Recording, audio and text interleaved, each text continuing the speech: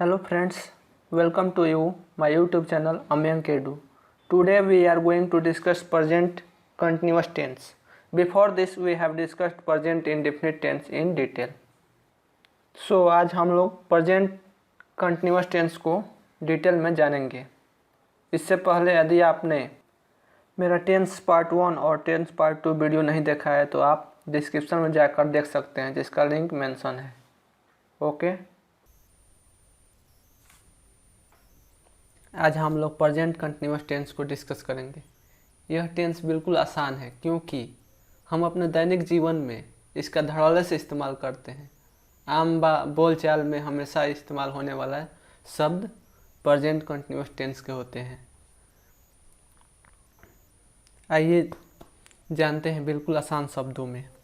सबसे पहले हम लोग जान लेते हैं प्रेजेंट कंटिन्यूअस टेंस क्या है और इसका पहचान क्या है। तो प्रेजेंट कंटिन्यूअस टेंस को प्रेजेंट इम्परफेक्ट टेंस भी बोलते हैं, कोई इसको प्रेजेंट प्रोग्रेसिव टेंस भी बोलते हैं। पहचान: वर्तमान में कार्य जारी हो या चल रहा है। वर्तमान में कार्य जारी हो या चल रहा है वो कंटिन्यूअस टेंस है। दूसरा, हिंदी वाक्य के अंत में या क्रिया के अंत में रहा है, रही है, रहे हैं और रहा हूँ आदि शब्द रहे तो वो कंटिन्यूअस टेंस में आता है। प्रेजेंट कंटिन्यूअस टेंस, इसके नाम से ही स्पष्ट होता है। प्रेजेंट मीन्स वर्तमान, कंटिन्यूअस मीन्स जारी यानी चल रहा है। ठीक है, तो जो कार्य अभी वर्तमान में जारी है या चल रहा है वो प्रेजेंट कंटिन्यूअस टेंस है। अब कुछ मुख्य इसमें बिंदु होते हैं, उसको जान लेते हैं हम लोग। सबसे पहले इसमें वर्ब कौन सा यूज करें। मेन वर्ब के रूप में हम लोग वर्ब का चौथा रूप यानी V4 का इस्तेमाल करते हैं।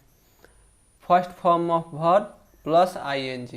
वर्ब में किसी भी वर्ब में जब ING लगा देंगे तो हो जाएगा V4 यानी वर्ब का चौथा रूप।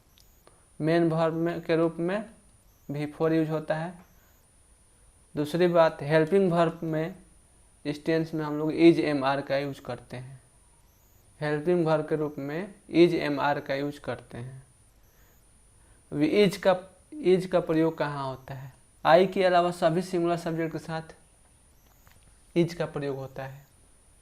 आई एक ऐसा सिंगुलर सब्जेक्ट है जिसके साथ इज का प्रयोग ना होता है। आर का प्रयोग, यू और प्लूरल सब्जेक्ट के साथ आर का प्रयोग होता है। यहाँ पे यू को स्पेशली इंडिकेट किया गया है क्योंकि यू सिंगुलर और प्लूरल दोनों होता है। ओके, एम का प्रयोग सिर्फ और सिर्फ आई के साथ होता है। एम का प्रयोग हेल्पिंग वर्ब के रूप में सिर्फ और सिर्फ आई के साथ होता है। अब जान लेते हैं स्ट्रक्चर यानी संरचना। प्रेजेंट कंटिन्यूअस टेंस की संरचना कैसी होती है और किस प्रकार सेंटेंस को ट्रांसलेट किया जाता है। अफर्मेटिव सेंटेंस मीन्स सकारात्मक वाक्य, जो पॉजिटिव वे में सेंटेंस होते हैं उसको सकारात्मक वाक्य बोलते हैं। इसका फॉर्मेशन इस प्रकार होगा: subject plus is MR plus verb plus ING plus object plus other. सबसे पहले सब्जेक्ट, उसके बाद हेल्पिंग वर्ब के रूप में इज MR और वर्ब के रूप में V4, वर्ब का चौथा रूप लगेगा, फिर ऑब्जेक्ट, फिर अदर वर्ड्स। इसको एग्जाम्पल से हम लोग स्पष्ट कर लेंगे। पहला एग्जाम्पल देखिए, मैं क्रिकेट खेल रहा हूँ यानी क्रिकेट खेलने का कार्य जारी है। तो इसमें सब्जेक्ट हो गया आई और हेल्पिंग वर्ब एम। आई के साथ एम का यूज होता है और वर्ब हो गया प्ले। प्ले में ING जोड़ देंगे, प्लेइंग हो जाएगा और ऑब्जेक्ट हो गया cricket. I am playing cricket. Ram पढ़ रहा है यानी पढ़ने का कार्य जारी है। Ram is reading. हम लोग विद्यालय जा रहे हैं। We are going to school. विद्यालय जाने का जो कार्य है वो जारी है यानी चल रहा है, वर्तमान में है। तुम हंस रहे हो, यू आर लाफिंग। तुम हंस रहे हो यानी हंसने का कार्य जारी है। वे लोग काम कर रहे हैं, they are working. They are working. अब हम लोग निगेटिव सेंटेंस यानी नकारात्मक वाक्यों को सीख लेते हैं। तो नकारात्मक वाक्यों में कोई दिक्कत नहीं है, सिर्फ नोट लगा देना है। सब्जेक्ट प्लस इज MR यानी हेल्पिंग वर्ब के रूप में इज एम आर का यूज होगा। उसके बाद हेल्पिंग वर्ब के जस्ट बाद नॉट का यूज होगा। उसके बाद वर्ब का चौथा रूप यानी वर्ब प्लस आईएनजी और ऑब्जेक्ट प्लस अदर वर्ड। ये बिल्कुल सिंपल है, इसमें सिर्फ नॉट का प्रयोग, हेल्पिंग वर्ब के जस्ट बाद नॉट का यूज करेंगे, हो जाएगा। एग्जाम्पल से देख लेते हैं। राजू नहीं पढ़ रहा है, Raju is not reading, helping verb के जस्ट बाद नॉट का यूज हुआ है। हम लोग शोर नहीं कर रहे हैं, तो we are not making a noise. तुम विद्यालय नहीं जा रहे हो, you are not going to school. Rekha खाना नहीं बना रही है, Rekha is not cooking food. वे लोग घर नहीं जा रहे हैं, they are not going to home. ये बिल्कुल सिंपल है। अब हम लोग इंट्रोगेटिव सेंटेंस सीख लेते हैं। इंट्रोगेटिव सेंटेंस मीन्स प्रश्नवाचक वाक्य। ये 3 तरह के होते हैं। एक इंट्रोगेटिव होता है जिसका आंसर आपको यस नो में देना होता है, और दूसरा होता है WH इंट्रोगेटिव जिसका आंसर आपको सेंटेंस में देना पड़ता है, और तीसरा होता है इंट्रोगेटिव निगेटिव। इंट्रोगेटिव भी होगा और निगेटिव भी होता है, दोनों होता है। तो इसमें तीनों इंट्रोगेटिव का कॉम्बिनेशन है।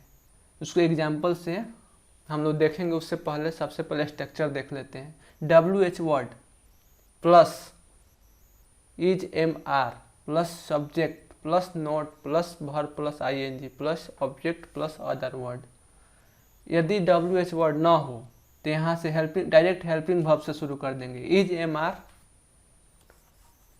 यदि WH वर्ड ना हो तो यहाँ से शुरू कर देंगे, is am are plus subject, helping verb plus subject. अगर नॉट होगा तो नॉट लगाएंगे, नहीं होगा तो नहीं लगाएंगे। यानी आपको ध्यान में रखना होगा, इंट्रोगेटिव में सब्जेक्ट के जस्ट बाद नॉट लगता है। वर्ब प्लस ING, वर्ब का चौथा रूप। अब प्लस ऑब्जेक्ट प्लस अदर। एक चीज़ और ध्यान में रखिए कि इंट्रोगेटिव जो मार्क है ये इम्पोर्टेंट है, यानी मस्ट है। किसी भी इंट्रोगेटिव सेंटेंस में ये लगाना कंपलसरी है। ओके, तो एग्जाम्पल से हम लोग देख लेते हैं। क्या वे लोग क्रिकेट खेल रहे हैं, इसमें WH वर्ड है नहीं, तो डायरेक्ट हम लोग शुरू कर देंगे हेल्पिंग वर्ब से। आर दे सब्जेक्ट हो गया, प्लेइंग क्रिकेट, इसमें नॉट भी नहीं है। Are they playing cricket, question mark लगाना कंपलसरी है। तुम लोग कब पटना जा रहे हो, इसमें WH वर्ड है व्हेन, यानी कब। तो when are you going to Patna. यहाँ पे स्ट्रक्चर देख लीजिए, WH plus helping verb plus subject plus not plus verb plus ING plus object. तो इसमें when are you going to Patna, तो सबसे पहले WH वर्ड आया, फिर हेल्पिंग वर्ब, उसके बाद सब्जेक्ट, उसके बाद V4 प्लस ऑब्जेक्ट। नेक्स्ट है मैं क्यों इंग्लिश पढ़ा रहा हूँ, WH word, why am I teaching English. WH word, helping verb, subject, V4 plus object. छात्र कक्षा में शोर क्यों कर रहे हैं, तो why are the students making a noise in the classroom. यहाँ पे आपको क्वेश्चन मार्क छूट गया है, आपको मिस नहीं करना है। यदि आप क्वेश्चन मार्क छोड़ देते हैं तो सेंटेंस इनकरेक्ट हो जाएगा। नेक्स्ट है आजकल भारतीय क्रिकेट टीम क्यों संघर्ष कर रही है, तो why are the Indian cricket team struggling nowadays. Why are the Indian cricket team struggling nowadays. Okay, अब समरी यानी संक्षिप्त विवरण एक बार देख लेते हैं इस प्रेजेंट कंटिन्यूअस टेंस का। अफर्मेटिव सेंटेंस में सबसे पहले गीता एक पत्र लिख रही है, तो Gita is writing a letter. ये अफर्मेटिव सेंटेंस हो गया, इसमें कोई दिक्कत है नहीं। मैं क्रिकेट नहीं खेल रहा हूँ, ये निगेटिव सेंटेंस हो गया।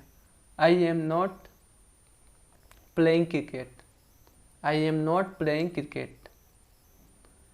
और यहाँ पे आ गया इंट्रोगेटिव सेंटेंस, क्या सीता विद्यालय जा रही है? तो सबसे पहले हेल्पिंग वर्ब सीता के साथ इज लगेगा, सिंगुलर है तो is Sita going to school. Okay. तुम लोग कब पटना जा रहे हो? तो when are you going to Patna. WH word वाला है, WH word helping verb subject V4 plus object. आप लोग इंग्लिश में बात क्यों नहीं कर रहे हैं? तो why are you not talking in English, why are you not talking in English. तो मैं उम्मीद करता हूँ कि आपको प्रेजेंट कंटिन्यूअस टेंस समझ में आ गया होगा। यदि आपको कोई दिक्कत हो तो आप प्लीज़ कमेंट बॉक्स में मेंशन करें। धन्यवाद।